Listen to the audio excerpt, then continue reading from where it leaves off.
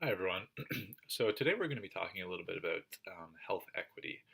And so I'm going to present a quick PowerPoint presentation and a couple of practical examples, and then hopefully have a bit of a discussion about what health equity is and some common misconceptions around what health equity actually means in our society these days.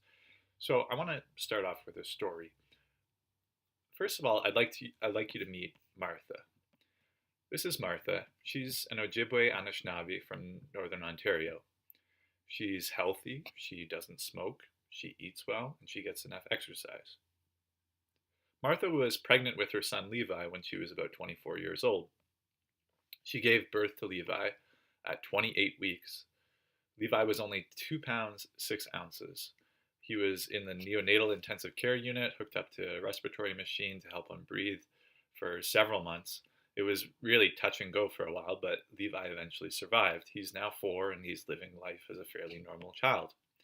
So, this near miss that Martha experienced is not really unique. Premature births are not that uncommon, and luckily, premature babies have fairly decent prognoses due to modern medicine in Canada.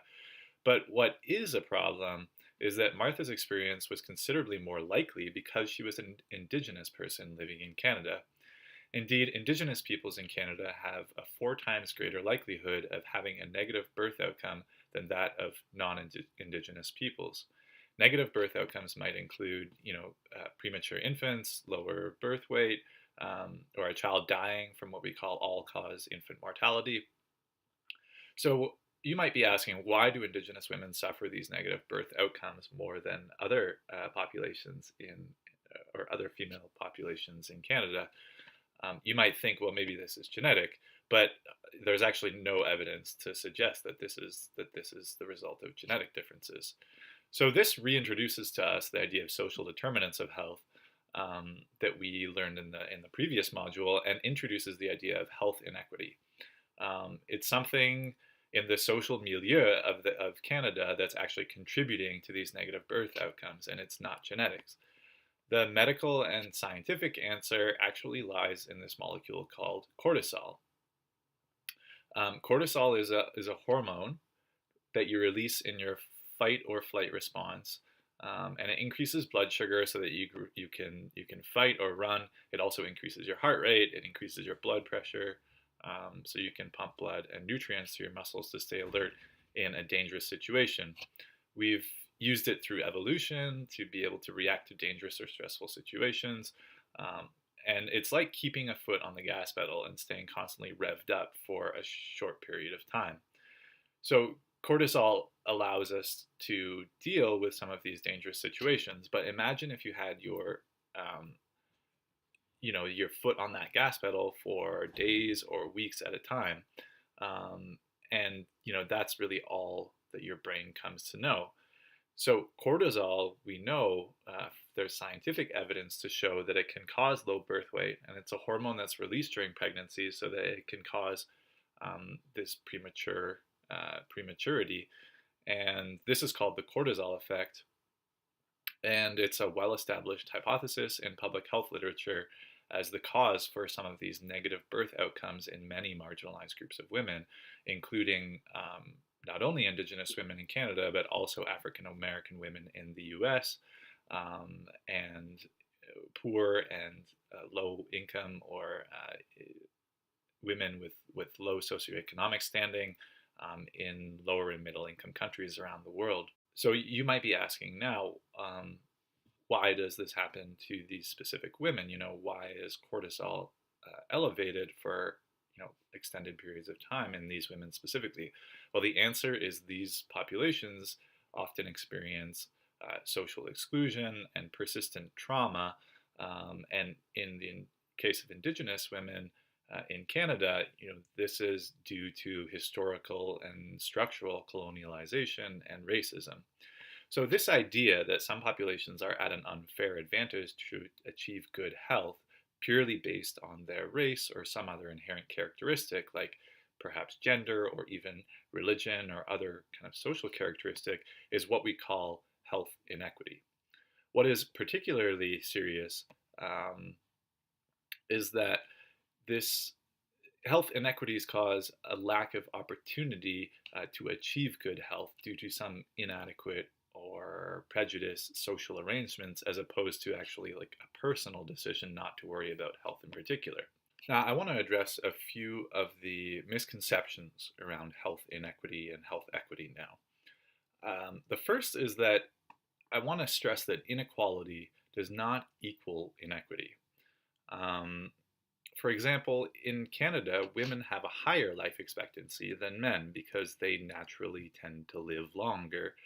This might be considered a health inequality in favor of women, but it is not an inequity unless there is proof of some systematic discrimination against men that causes this higher life expectancy among women than men. But we can be fairly certain that there is likely no discrimination against men that is causing this. In fact, there's a likely discrimination the other way around in Canadian society. The next thing I wanted to talk about is that health equity is also often confused with equal access to health care, which is also not entirely appropriate. Take, for example, a situation in which a rich man, let's call him Donald, and a poor man, let's call him Bernie, both have the exact same biological health endowments, and they both have Crohn's disease. Crohn's disease is an inflammatory bowel disease that causes inflammation of the digestive tract, which can lead to abdominal pain, severe diarrhea, fatigue, weight loss, and malnutrition. Now, let's say that Donald, who is very rich, is able to pay for expensive treatments that suppress his symptoms, whereas Bernie is poor and suffers badly from his Crohn's disease. Now, there is clearly a health inequality here. So let's say that we introduced a policy that gives priority to reducing this health inequality. This prevents Donald from buying the treatments that Bernie cannot buy.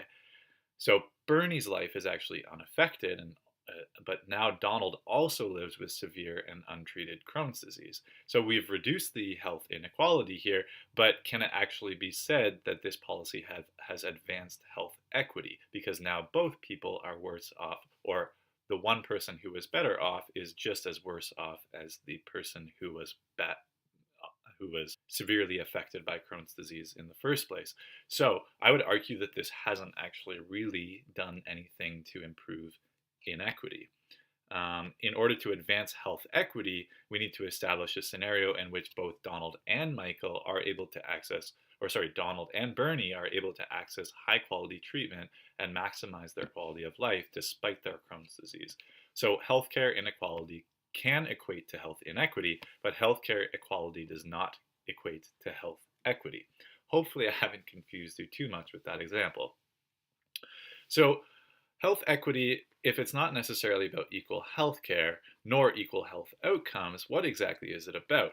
Well, it's more about every individual having the equal capacity or an equal capacity or ability to maximize their health despite any existing disadvantages or disabilities. This means that addressing health inequity goes way beyond the healthcare system. It requires much broader initiatives at the societal level to improve inequities in the social determinants of health. This requires an extremely robust social welfare program or system to improve access to employment and reduce income inequality, initiatives to ensure access to potable water and nutritious food, and innovative initiatives to improve social connectivity and independence and other determinants of mental health. Finally, it's necessary to remove inequities, prejudice, and racism within social and healthcare services to remove barriers to accessing these things amongst those segments of the population that currently experience barriers. So, if this sounds extremely idealistic and unrealistic, well, it probably is, at least for the foreseeable future. But health equity is an ideal. It's something that we work towards, and hopefully you can contribute to this over the course of your schooling in the BA in Health and Community Services and throughout your careers afterwards. Achieving health equity will require an enormous amount of research and effort and resources and policy development and interventions and overhauls of the healthcare system, et cetera, et cetera. But if we want to try and create a society that is really actually socially just and equitable, this is a necessary undertaking. So to conclude, health equity has many aspects, and is best seen as kind of this multi-dimensional concept. It includes concerns about both achievement in health and the capability to achieve good health, not just the distribution of health care. It also includes the fairness of process and thus must attach importance to non-discrimination in the delivery of care and other services. Furthermore, an adequate engagement with health equity also requires that the consideration of health be integrated with broader issues of social justice and overall equity, paying adequate attention to the versatility of resources and diverse reach and impacts of different social arrangements. So that's all for this video. I hope that you learned a little bit of something, and we'll be working with the concept of health equity over the next several months. So if there's something that confused you about this, I encourage you to reach out to me. But hopefully, as we work a little bit more on the concepts of health equity, we'll gain a better understanding of exactly how these play out in society and what can actually be done to address them. Thanks for listening.